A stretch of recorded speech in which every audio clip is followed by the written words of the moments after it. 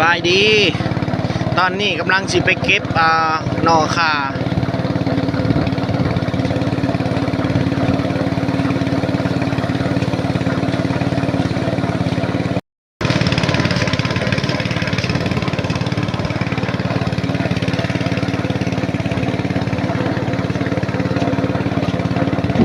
กำลังจะไปเก็บหน่อข่า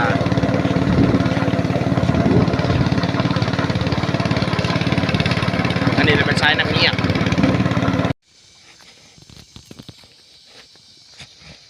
กำลังสิไปหาหน่อข่า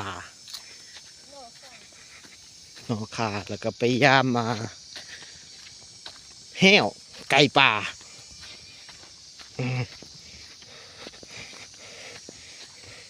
มันนี่นางเอกเขากับแมนสาวบ้านสมซื่นสาวนางบอกพอใจ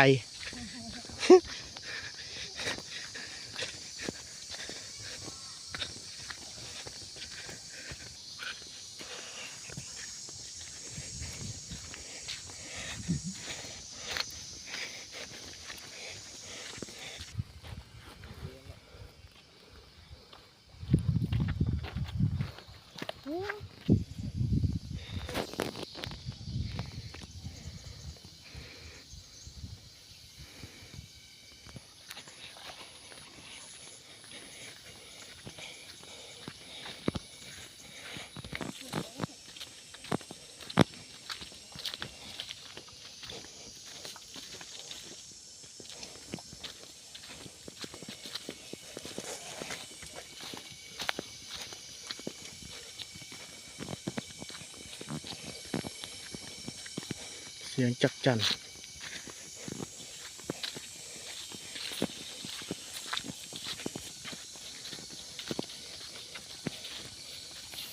มาลุ้นกันมันจะได้ไก่ป่าครับที่ได้เห็นบ่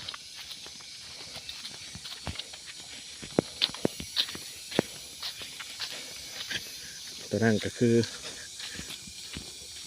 สวนยางพอเถา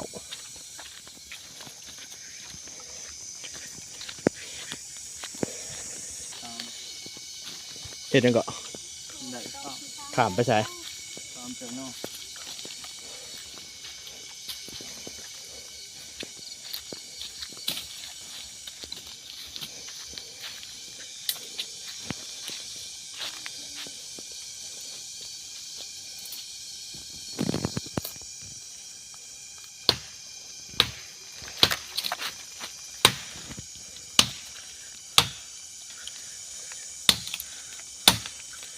ขามหัวหรือขามยังนำเลิกนะ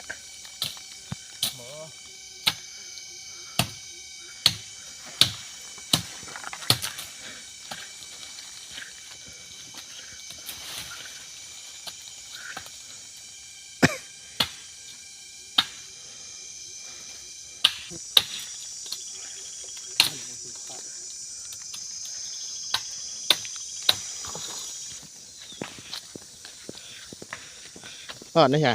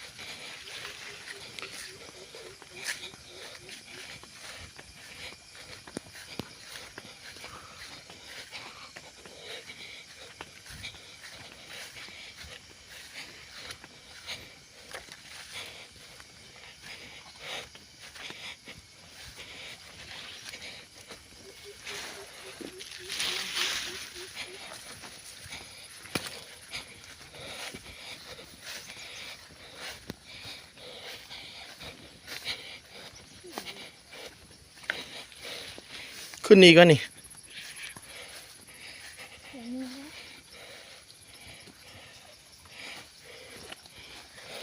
นี่ ผู้หญิงมันโน่ค่ะ อืม ไม่เห็นเขาเสียงค่ะ ข้าป่าที่ น้อยว่าบ่เห็น ไม่ใช่ใช่ป่ะใช่ป่ะ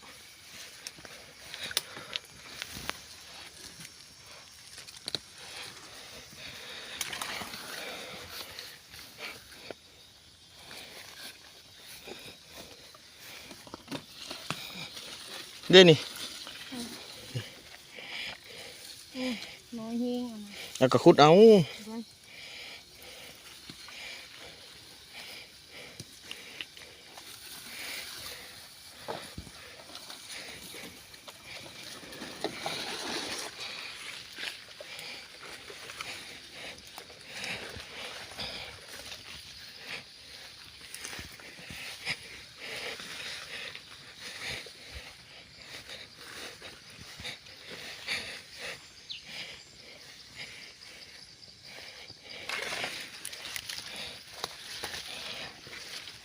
เดี๋ยวนี่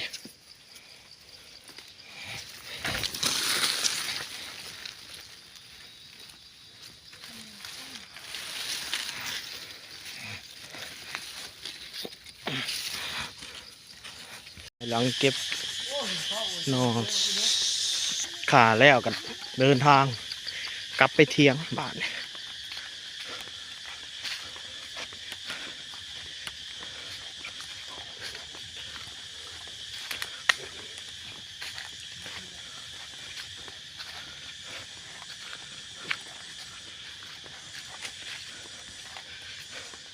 ชอดเที่ยงเหมือนบ่บันนี้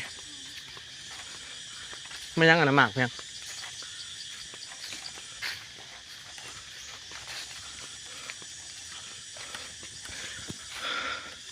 อันนี้เลยเป็นต้นมะข้อ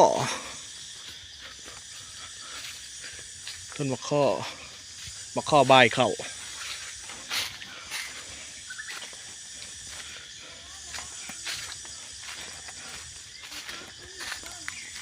ฮะมากยังเกาะ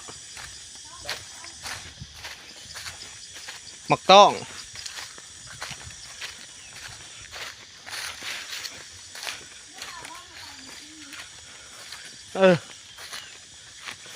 ต้นมะข้อเบิดอันนี้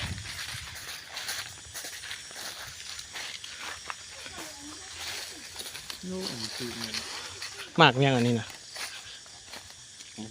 กินได้ปะ ซื้อแกงนอก แซ่บบ่เลย โอ้ย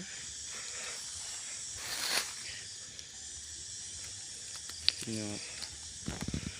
ทางนี้เพิ่นใส่แกงหน่อไม้จักหมากเพียงอันนี้เป็นเตาถ่าน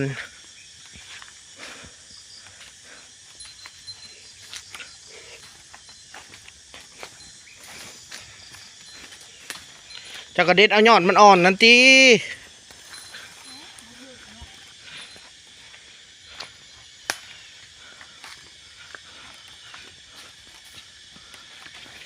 อันนี้เลยต้นพักคะนี่ของแท้ผักกระโดนต้มใส่อึ่งสุดยอด